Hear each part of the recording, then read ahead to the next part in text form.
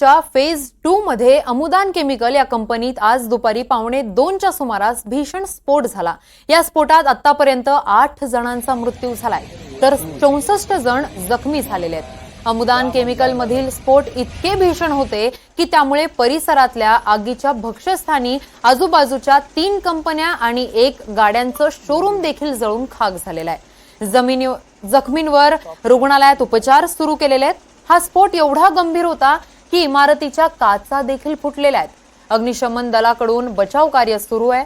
मुख्यमंत्री एकनाथ शिंदेंनी घटनास्थळी जाऊन मदत कार्याचा आढावा घेतला। त्यानंतर त्यांनी डोंबिवलीच्या रुग्णालयात जाऊन जखमींची विचारपूस देखील केलेली आहे।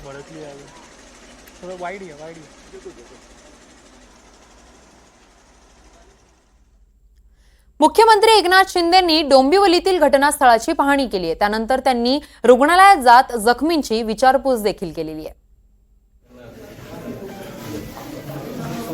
तुम्ही एनडीटीव्ही मराठीच्या स्क्रीनवर ही दृश्य पाहू शकतायत। एकनाथ शिंदेंकडून घटनास्थळाची पाहणी करण्यात आलेली आहे। यावेळी त्यांनी चौकशीचे आदेशही जिल्हाधिकाऱ्यांना दिल्याची माहिती पत्रकारांशी बोलताना सांगितलेली आहे। तर दुसऱ्या दृश्यामध्ये तुम्ही पाहू शकताय की रुग्णालयात जात मुख्यमंत्री एकनाथ शिंदेंनी जखमींची विचारपूस देखील केलेली आहे।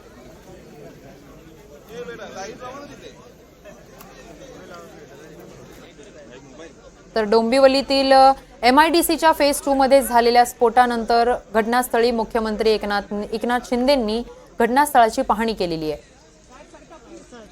दरम्यान डोंबिवली स्फोट प्रकरणी दोषींवर सदोष मनुष्यवधाचा गुन्हा दाखल करण्यात येणार असल्याचं देखील मुख्यमंत्री एकनाथ शिंदेंनी जाहीर केलंय। त्याचबरोबर गुन्हा दाखल करण्याचे आदेश दिल्याचंही त्यांनी यावेळी सांगितलेलं आहे।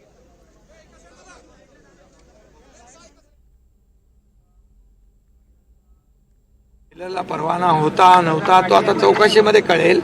चौकशीमध्ये जे दोषी आढळतील त्यांच्यावर कठोर कारवाई केली जाईल आणि या दुर्घटनेवर देखील सदोष मनुष्यवधाचा गुन्हा दाखल करण्याच्या सूचना दिलेल्या आहेत। सदोष मनुष्यवधाचा गुन्हा दाखल होईल आणि कुणालाही यामध्ये पाठीशी घालण्याचा काही विषय कोणी करता कामा नये, कोणी करणार नाही।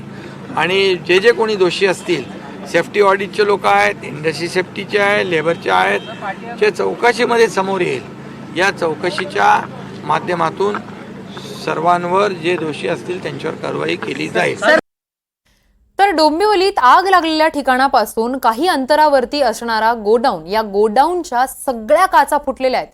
गोडाऊनचा प्रचंड नुकसान झाल्याचं आपण पाहू शकतोय। स्फोटाची तीव्रता या दृश्यावरून पाहायला मिळेल। पाहूयात।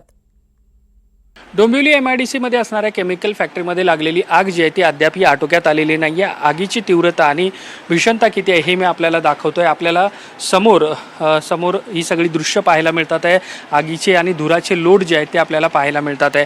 भयानक अशी आग जी आहे ती या सगळ्या परिसरामध्ये लागलेली आहे। आसपासच्या ज्या कंपनी आहेत तिथे देखील ही आग पसरलेली आहे। आता सगळ्यात ज्या संबंधित यंत्रणा आहेत, अग्निशमन दलाचे जवान असतील किंवा इतर सगळे यंत्रणा आग जे आहे ते विझवण्याचे शर्थीचे प्रयत्न करतात आहे। मात्र या आगीची तीव्रता किती आहे हे आपल्याला जाणवेल ह्या आसपास ज्या इतर कंपन्या आहेत त्यांच्या या सगळ्या छतावरती किंवा जे काही टॉपचे पत्रे आहेत वरचे त्या ठिकाणी बघितल्यानंतर सगळे जे आहेत ते फुटलेले आहेत। हे सगळे सिमेंटचे पत्रे आहेत आणि ते सगळे फुटलेले आहेत। याच्यावरून किती स्फोट भीषण होता आणि किती आवाज झाला होता याची आपल्याला कल्पना येईल। ही सगळी दृश्य आणि आसपासच्या कंपन्यांवरती कुठेही आपल्याला असा पत्रा पाहायला मिळत नाही आहे। सगळे पत्रे जे हे सिमेंटचे आहेत ते फुटलेले पाहायला मिळतात आहे। एकूणच एक भीषण अशा स्वरूपाची आग जी आहे ती या सगळ्या MIDCच्या परिसरात लागलेली आहे। इथले काही कर्मचारी जे आहेत ते आपल्यासोबत आहेत, आपण त्यांच्याशी बोलूया। मुझे बताइए क्या हुआ था, आपने क्या सुना था? धमाका हुआ, धमाके के वजह से सब पतरा और फटा है। हाँ, उसके बाद कांच और टूटा। कितने बजे हुआ था और आप लोग क्या कर रहे थे उस वक्त? ये करीब अपना 1 के 1:30 के बीच में, हाँ, 1:30 बजे के लगभग क्या सुना आपने, क्या हुआ था? धमाका हुआ। धमाका सुना, हम लोग सब भागने लगा। भागने लगा तब कांच और गिरने लगा नीचे, तो फिर अंदर गया। उसके बाद फिर भागा हम लोग सब। आप कहाँ थे और क्या सुना? वही वैसा ही हम लोग अंदर ही रहा, कुछ देखा नहीं, आवाज जैत करा बस।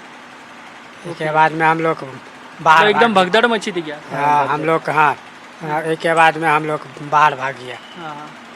कितना देर तक आवाज हो रहा था?